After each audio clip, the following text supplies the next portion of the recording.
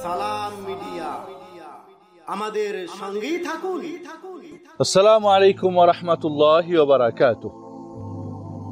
রমজানের ফজিলত ও গুরুত্ব। বিসমিল্লাহ ওয়া সালাতু ওয়া সালামু আলা রাসূলিল্লাহ ওয়া আলা আলিহি ওয়া সাহবিহি ওয়া মান ওয়ালা, আম্মা বা'দ। আউযু বিল্লাহি মিনাশ শাইতানির রাজীম। বিসমিল্লাহির রাহমানির রহিম। শাহরু রমাদানাল্লাযী উনজিলা ফীহিল কুরআন হুদাল লিন-নাসি ওয়া বায়িনাতিন মিনাল হুদা ওয়াল ফুরকান فمن شهد منكم الشهر فليصم. وقال النبي عليه الصلاة والسلام إذا دخل رمضان فتحت أبواب الجنة وغلقت أبواب النيران وصفدت الشياطين أو كما قال عليه الصلاة والسلام. সম্মানিত প্রিয় ভাই বোনেরা, দূরের কাছের দেশ ও বিদেশের সকলকে আমাদের শুভেচ্ছা জানাচ্ছি। রমজান একটি গুরুত্বপূর্ণ মাস।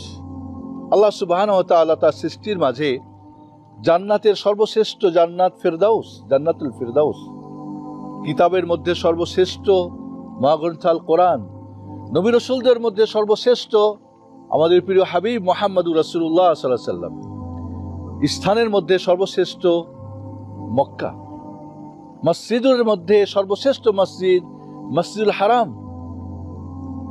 এইভাবে মাসের মধ্যে সর্বশ্রেষ্ঠ আমাদের রমাদানুল করিম।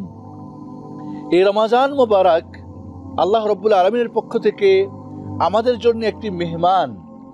এই মেহমানকে আমরা যেইভাবে গ্রহণ করব, আদর আপ্যায়ন করব, এই রমজান যে জন্য আমাদের কাছে এসেছে সেটাকে আমরা গুরুত্ব দিব, তাহলেই আমাদের সার্থক হবে।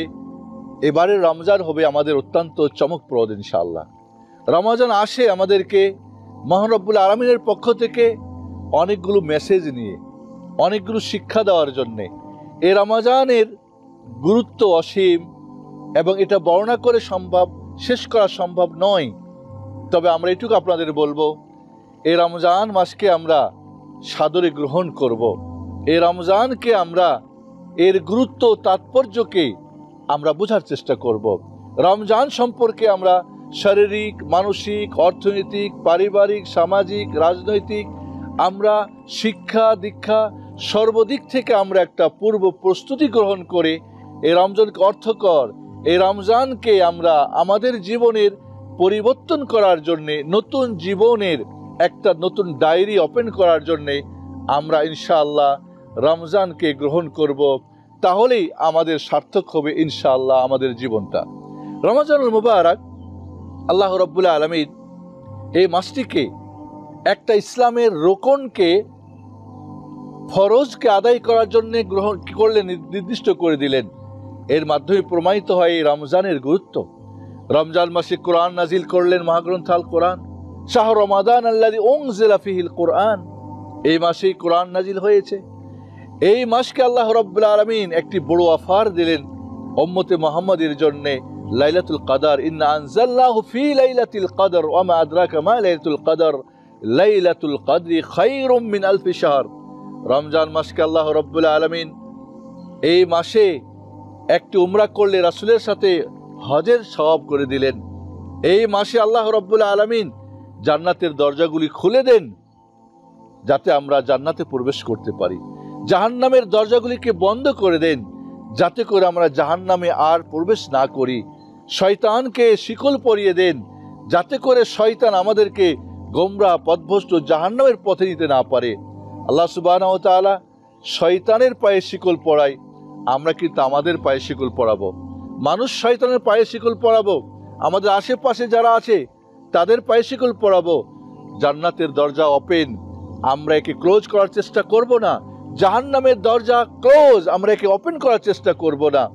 শয়তানের রমজান চলে গেলে শিকল খুলে দেওয়া হবে, বাট আমাদের শিকল কিন্তু মৃত্যু পর্যন্ত আমরা বেঁধে রাখবো ইনশাআল্লাহ। এই রমজানে ইতিকাফ রয়েছে।